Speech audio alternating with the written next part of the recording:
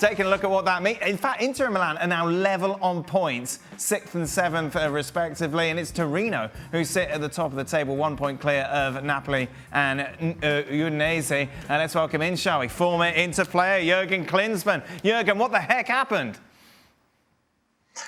Yeah, really. I mean, this was a big blow for all us Interistas, because we did not expect that loss against AC Milan today.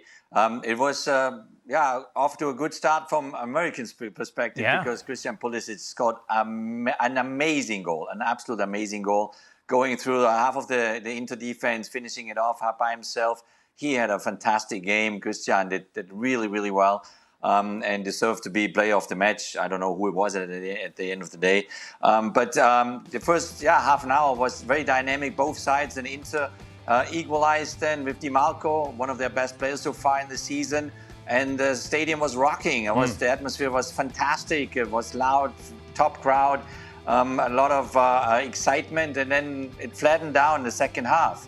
And Inter was not capable anymore to raise the bar, to raise the tempo, to get it in another gear and to create clear chances. Actually, the clearer chances at the end of the day had AC Milan. There were 2-3 counter break opportunities, but then just literally 2-3 minutes before the end, Gabbia came up big with a header and won this game for AC Milan. And this is a huge blow for Inter. Because you can see, obviously, in the table you saw already, Napoli is back on with Conte as a coach. He's doing well. Juve will have a say in this whole thing this year. So it's not going to be a walk in the park for Inter Milan anymore to win the championship, the Scudetto in Italy. No, and especially the way that Milan started the season, Jurgen. They went into this chaos on and off the pitch, and you kind of thought they were there for the taking, especially what we saw against Liverpool midweek. When we saw that equaliser from Inter, you kind of thought, oh, here we go. But if you're a Milan fan, you've got to be delighted with the character that your side have shown and to get over the line over the 90 minutes. Absolutely. I mean, they showed a real fighting spirit today. They were a notch more aggressive. They had more desire in themselves. They were cleaner in their way. They kind of created those chances. So the better chances were in favor of AC Milan. And Inter, I don't know, maybe they were too sure about things. They were himself. But he's looking sharper now with every game, but he's not the same yet as he was last season. No, for AC Milan, it's a compliment.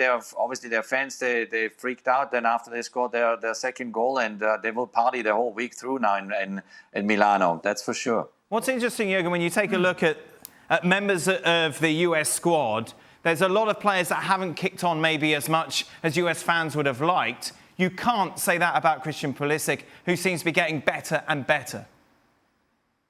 Yeah, and this is the beauty of it, because you want to see him develop and every year getting stronger and take every experience in that he had so far. And he already in his young age, went through an amazing couple of clubs, and now being in one of the biggest ones in Italy, AC Milan, and really kind of coming out more and more as the leader of that team, because it's not only his goals that he scores, it's also his presence on the field when he asks for the ball. He gets the ball right away from his teammates. He doesn't need to scream for the ball. So they're looking for him. So he is one now. He gets into this kind of leadership role at AC Milan that we always wanted to see American players becoming leaders in European clubs, like Clint Dempsey was at Fulham and at Tottenham at his time.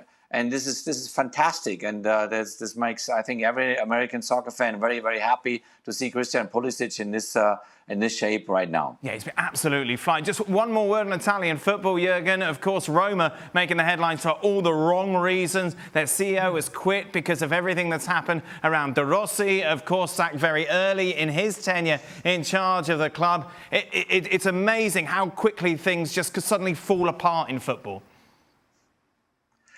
Yeah, AS Roma is, the south of Italy, it's kind of extremely emotional. Everything that happens there is very, very emotional. It's another level of compared to Milano or Torino, the northern cities.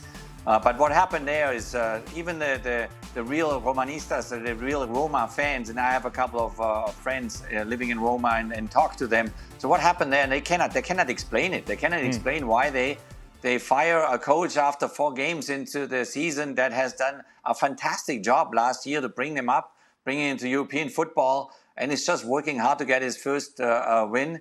But you see how things can get out of control in Italy in just a couple of days, because then obviously the fans went so mad that they went after the CEO, a Greek lady, a fantastic lady, and bothering her and her family and threatening her. And after 3-4 days being followed by these fans, she just threw in the towel. She just resigned. She just stopped. And this is Italy. This is the extreme of when you are in Rome or when you are in Naples, in Napoli. Things can happen overnight. I really hope that